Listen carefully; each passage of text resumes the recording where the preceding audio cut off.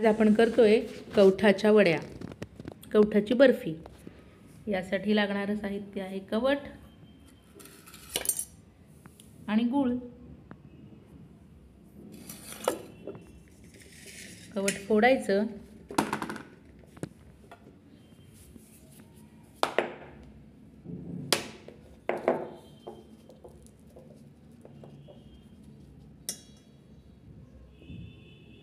आणि हा मी गर काढून घेतलाय।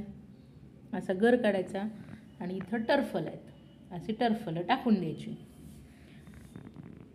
तुम्हाला कवठाची गंमत माहिती आहे का? गूळ आणि कवठ असे एकत्र करून त्याला गॅसवर ठेवलंय, त्यामध्ये 2 चमचे तूप टाकलेत आणि छानपैकी हे गोळा होईपर्यंत हलवत राहायचं। मी तुम्हाला मगाशी झाले का बंद केलं? मी तुम्हाला मगाशी कवठाची गंमत सांगत होते। कवठ हे असं त्याला अमृत फळ म्हटलं जातं। कवठाच्या बियांमध्ये एक बी असा असतो ज्याला अमृत बी म्हटलं जातं, म्हणून कवठाला अमृत फळ म्हटलं जातं। आता ह्या अनंत बियांमध्ये एक कोणता बी असेल बरं कवठाचा, अमृताचा? तर ते बघूया, तो भाग दुसरा। आता गंमत अशी की हे जर कवठ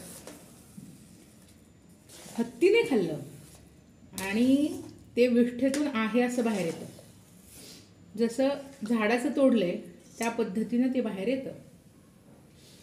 आणि काय होतं, आपण ते फोडून पाहिलं तर त्याला कुठेही छेद नसतो, कुठेही भेद नसतो, कुठेही छिद्र नसतं। जसं झाडाचं काढून आणलंय कवठ तसं हत्तीनं खाल्ल्यानंतर हत्तीच्या विष्ठेतून पडलेलं असतं। आणि ते फोडून पाहिल्यानंतर आतून अगदी कोरं करकरीत काहीच नाही राहत, आतमध्ये सगळा मगज निघालेला असतो। मग अशी आपण टर्फलं पाहिली ना, त्या पद्धतीने।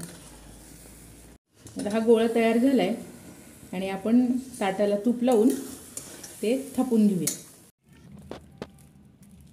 हे अशा पद्धतीने आपण ताटामध्ये सेट करून घेऊया आणि थंड झाल्यानंतर ह्याच्या वड्या पाडायच्यात आपल्याला।